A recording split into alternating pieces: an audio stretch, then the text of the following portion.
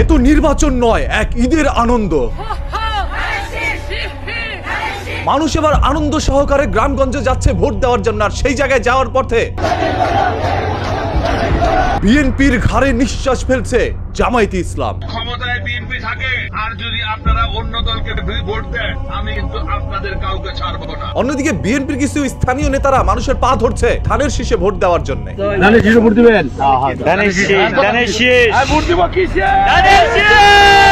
শুধু তাই নয়, জামায়াতের এক প্রার্থী প্রকাশ্যে মানুষকে টাকা বিতরণ করে যাচ্ছিল। তাহলে ওই ব্যবস্থাটা করতে হবে, তাই না? চলেন। পরবর্তীতে সেই ব্যক্তি আবার বলল, আমি তাকে টাকা ভোটের জন্য দেই নেই, এমনিতেই দিয়েছি। এটা আবার ভিডিও করে দেখায় বললো না, আমি আবার ভোটের জন্য টাকা দিছি, তোদের র্যাকেটের জন্য দিছি। কিন্তু যখন বিএনপি এটা নিয়ে তোলপাড় সৃষ্টি করছিল, তখনই বিএনপির আরেক নেতা ঘরে ঢুকে প্রকাশ্যে একজন অসুস্থ মানুষকে টাকা দিয়ে ভোট চাইছিল।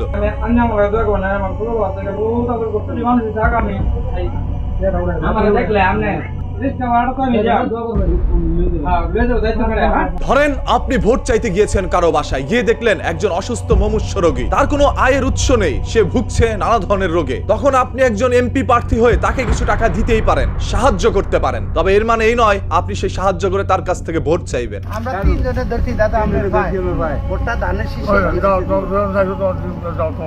সব দিবেন তো। বাংলাদেশের ইতিহাসে কখনো মানুষ এত আনন্দ নিয়ে ভোট দিতে যায়নি। বাংলাদেশের প্রত্যেকটি মানুষ এখন প্রস্তুত তার যোগ্য প্রার্থীকে ভোট দেওয়ার জন্য। খেলা যে চলছে কোন লেভেলে,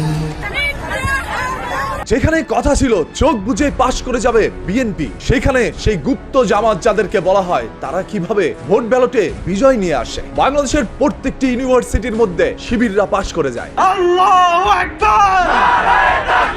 এগুলো দেখে কেন যেন আমার কাছে মনে হয়, এবার মনে হয় জামায়াতে ইসলামী এই দেশের সরকার হবে। বাকিটা 12 তারিখের অপেক্ষা।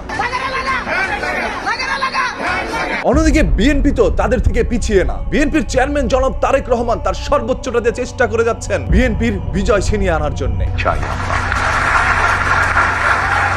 তবে আপনি যদি দুই দলের দিকে তাকান, দুই দলের প্রধানই অতীতে কোনোদিন দেশ চালায়নি, তাদের দেশ চালানোর কোনো অভিজ্ঞতা নেই। জনাব তারেক রহমানের মা বাবা ঠিকই দেশ চালিয়েছিল, তবে তারেক রহমান কোনোদিন দেশ চালানোর দায়িত্ব পান নাই। এটাই তার জীবনের প্রথম দায়িত্ব পেতে যাচ্ছেন। অন্যদিকে জামায়াতে ইসলামের আমির ডক্টর শফিকুর রহমানও কোনোদিন এই দেশের সরকার হতে পারে নাই, হয়তোবা এবার এই দেশের সরকার হতে পারে।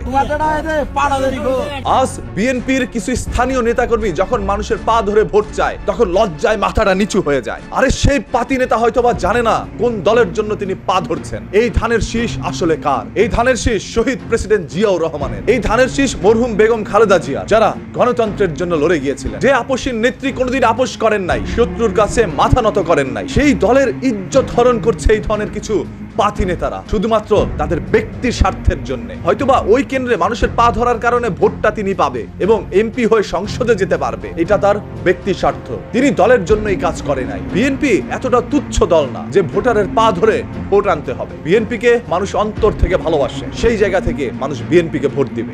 আমরা চাই আমরা ধানের শীষের প্রতীক, আমরা ধানের শীষে ভোট দেব। অন্যদিকে জামায়াতে ইসলাম তাদের থেকে পিছিয়ে নয়। জামাত ইসলামে আমি ইনশাআল্লাহ জামাত ইসলামে ভোট দেব। আজ জামায়াতে ইসলামের যত সাপোর্টার অনলাইনের মধ্যে দেখা যাচ্ছে, এইগুলো গণনা করলেই বোঝা যায় আগামী দিনের সরকার জামায়াতে ইসলাম হতেও পারে। তবে যেই হন আগামী দিনের সরকার, মন খুলে একটি কথা বলতেই হয়, আজ আমি নিজেও খুব আনন্দিত মানুষের আনন্দ দেখে। এই মানুষগুলো 17টি বছর ভোট দিতে পারে নাই, তার ভোটের অধিকার কেড়ে নেওয়া হয়েছিল। এবার যেন শুধুমাত্র জীবিত মানুষরাই ভোট দিতে পারে, মৃত মানুষদের ভোট আর দরকার নাই।